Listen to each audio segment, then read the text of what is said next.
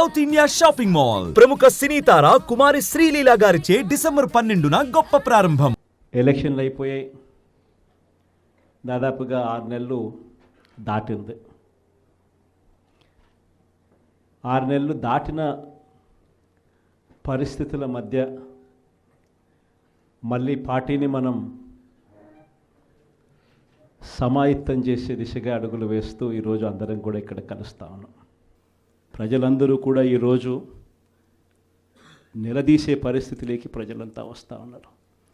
ఏమైనా 15,000 అని చెప్పి చిన్నపిల్లలు అడుగుతూ ఉన్నారు. ఏమైనా 18,000 అని చెప్పి వాళ్ళ అమ్మలు అడుగుతూ ఉన్నారు. ఏమైనా 48,000 అని చెప్పి ఆ అమ్మమ్మలు అడుగుతూ ఉన్నారు. ఏమైంది ఆ 36,000 అని చెప్పి చిన్నపిల్లలు ఉద్యోగం కోసం ఎదుగుతూ ఉన్న పిల్లలు అడుగుతూ ఉన్నారు.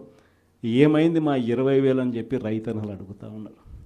వీళ్ళకి ఎవ్వరికీ కూడా చంద్రబాబు నాయుడు అనే వ్యక్తి వాళ్ళ పార్టీకి సంబంధించిన క్యాడర్ సమాధానం చెప్పలేని పరిస్థితిలో వాళ్ళ పార్టీ వాళ్ళ పెద్దలు అందరూ కూడా ఏం చేస్తూ ఉన్నారు? Diversion politics. ప్రతిరోజు ప్రతి నెల ఒక టాపిక్ తీసుకొస్తారు.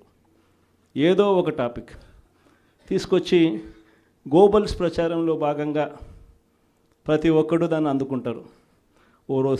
ఓసారి తిరుపతి లడ్డు అంటారు, ఇంకొకసారి జూన్లో ఋషికొండ భవనాలు అన్నారు, జూలైలో శ్వేతపత్రాలు మదనపల్లి ఫైల్స్ అన్నారు, ఆగస్టులో ముంబై నటి నా పేరేం పేరు కాదాంబరి అన్నాడు, సెప్టెంబర్లో ప్రకాశం బ్యారేజీని బోట్లతో ఢీకొట్టి గేట్లను పడగొట్టాలని చెప్పి మనం ప్లాన్ చేసినామని అంటాడు.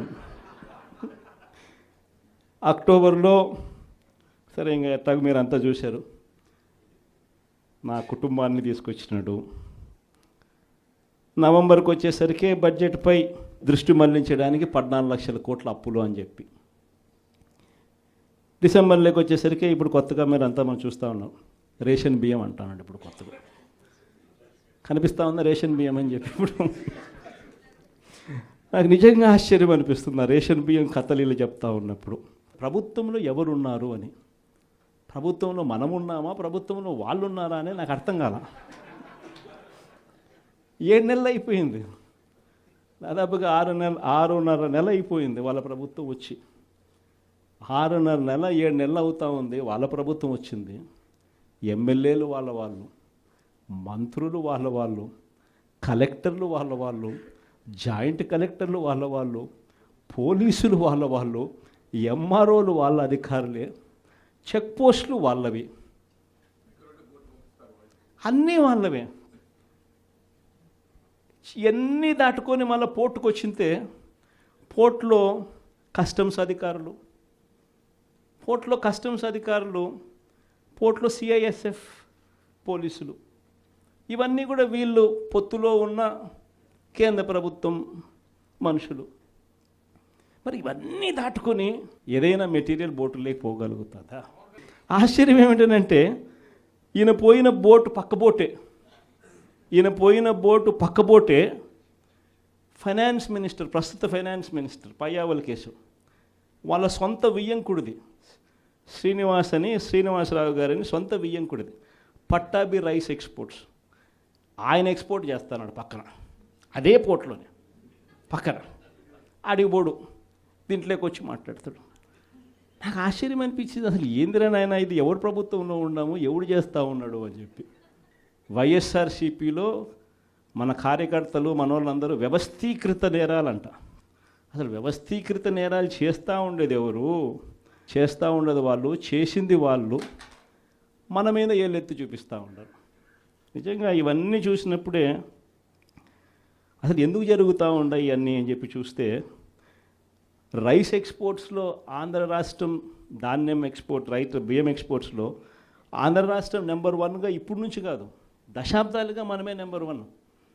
తెలంగాణ నుంచి బియ్యం మన దగ్గరికే వస్తుంది, ఆంధ్ర నుంచి రైతులు పండించిన బియ్యాన్ని ఇక్కడ నుంచి ఎక్స్పోర్ట్ చేస్తారు. అదే తప్పేం కాదు, ఎప్పటి నుంచో దశాబ్దాలుగా జరుగుతూ ఉంది. ఆంధ్రాలో రైస్ ఎక్స్పోర్ట్స్ నెంబర్ 1.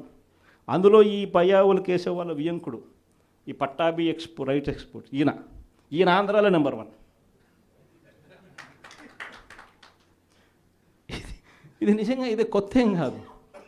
ఎందుకనంటే ఇది ఎప్పటి నుంచో జరుగుతూ ఉండేది. బియ్యం అనే రైతులు పండిస్తూ ఉన్నారు, రైతులకు గిట్టుబాటు ధర రావాలి, రైతులకు మంచి రేటు రావాలి అని అంటే ఎక్స్ట్రా పండించిందంతా రైతులు ఎక్స్పోర్ట్ చేసుకుంటూ ఉండే సాంప్రదాయం ఎప్పటి నుంచో జరుగుతూ ఉంది, జరుగుతూ ఉంది.